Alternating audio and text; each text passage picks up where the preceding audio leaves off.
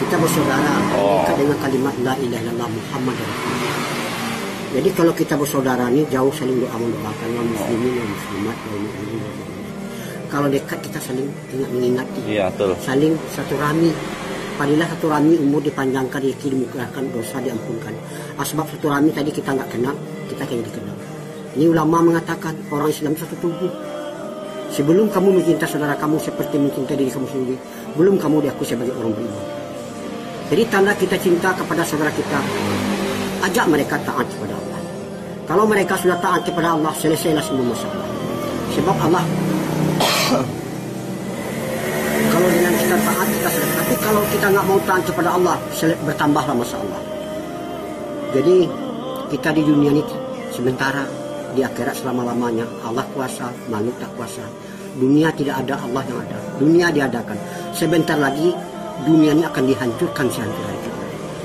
Jadi jamaah-jamaah seperti kakek ini, kami nggak punya nama, cuma di nama jamaah kami banyak. Ada jamaah keliling, ada jamaah kompor, ada jamaah tablik. Semuanya itu nggak salah. Yang Islam ini nggak boleh di kelompok-kelompok. Jadi kami mengajak manusia taat kepada Allah, bukan mengajak ke organisasi, bukan mengajak kepada golongan, bukan mengajak kepada satu kelompok. Itu kalau seperti itu memecah umat. Tapi kalau mengajak taat kepada Allah, menyatukan umat. Jadi kita, Nabi mencontohkan dakwah itu menyampai umat dari lorong ke lorong, dari gang ke gang, dari rumah ke rumah, dari pintu ke pintu, menyampaikan pentingnya perkara iman kepada orang Islam dan mengajak orang muslim masuk Islam. Itu dakwah yang contohkan Nabi. Tapi ceramah di masjid itu namanya ta'lim wa ta'allum, untuk yang tobat. Mungkin ada saudara kita yang lalai, yang lupa. Banyak sekarang di tempat-tempat lain dia mengaku Islam tapi nggak sholat. Ini maksiat yang belum terbencang. Bagi orang tidak mendirikan sholat, itulah orang yang meruntuh agama. Bagi orang mendirikan sholat, itulah orang mendirikan agama.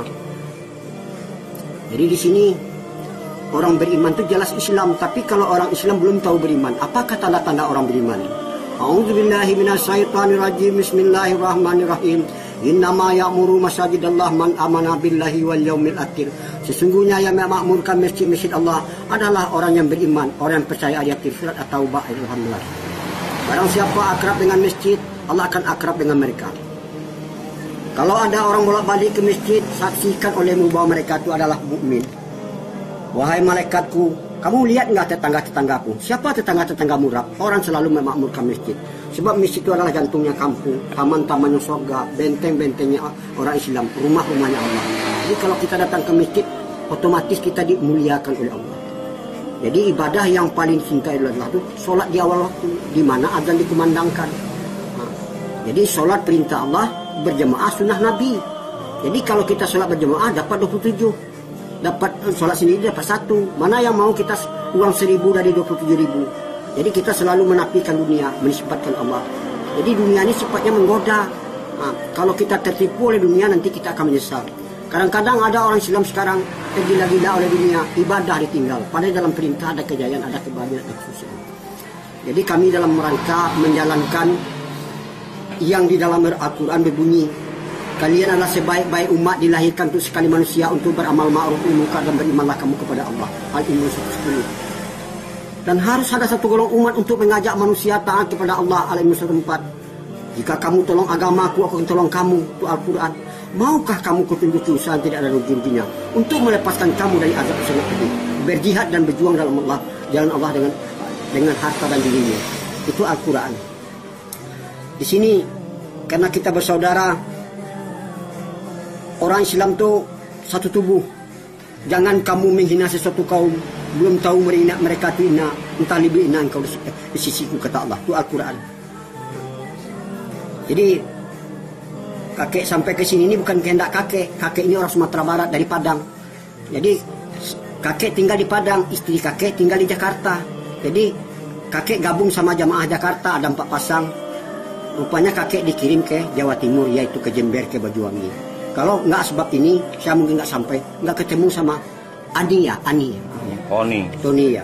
Jadi mudah-mudahan itulah pesan kakek. Kalau kita taat kepada Allah, dunianya akan menjadi budak kita. Taat kepada orang tua aja kita nggak ketemu sama kita, orang tuanya nangis di mana? Apalagi kita taat kepada Allah yang punya alam semesta ini Allah. Kakek datang ke sini Bukan meminta-minta. Uang yang ditinggal dengan dibawa sudah ada. Kakek ke sini ikut latihan. Kami ke sini bukan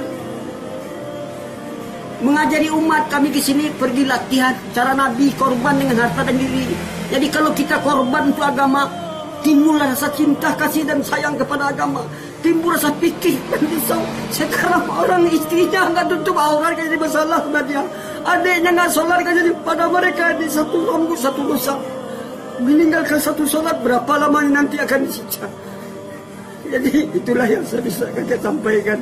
Mudah-mudahan sekarang orang menyampaikan agama dicegah orang, tapi orang membuat kemungkinan orang tidak mau mencegah.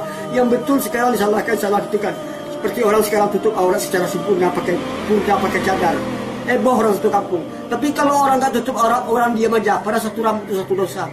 Nah, jadi itulah tidaknya saya membawa istri saya dakwah supaya nanti dia bisa dakwah kepada anaknya, bisa dakwah kepada mantunya, bisa dakwah kepada tetangganya. Jadi kalau laki-laki ini dakwahnya terbatas, nggak boleh selain dari mukrimnya. Tapi kalau istrinya tidak boleh ikut, dia boleh dakwah kepada siapa saja yang menikah, yang masuk ke rumahnya. Itulah yang bisa saya sampaikan. Kakek ini orang bodoh, kakek bukan ulama, kakek ini belajar menghidupkan sunnah. Man ahya sunnati faqad abani wa man ahabani kana ma yaqul jannah. Dan siapa menghidupkan sunnahku berarti dia cinta kepada surga. Siapa yang cinta kepadaku sama-sama ke surga. Jadi pakaian kakek ini pakai sunnah nih. Nabi itu pakai sorban, pakai jenggot, pakai jubah di atas mata kaki. Ini namanya surah. Kalau sariroh itu surah, siroh. Siroh itu cara Nabi berpakaian, budi pekertinya, pikir dan risaunya. Jadi surah sariroh ini yang jarang dibahas orang sekarang. Inilah. Jadi mudah-mudahan pesan kakek sama Ani itu aja. Jagalah sholat di awal. Kalau kita mau ke masjid itu mengajak, ayo sholat ya dengan khidmat kasih sayang. Dengan mengajak kita dapat pahala. Kalau diikut sebanyak dia dapat segitu juga kita dapat, tapi nggak merugikan kepada mereka. Assalamualaikum warahmatullahi wabarakatuh. Ini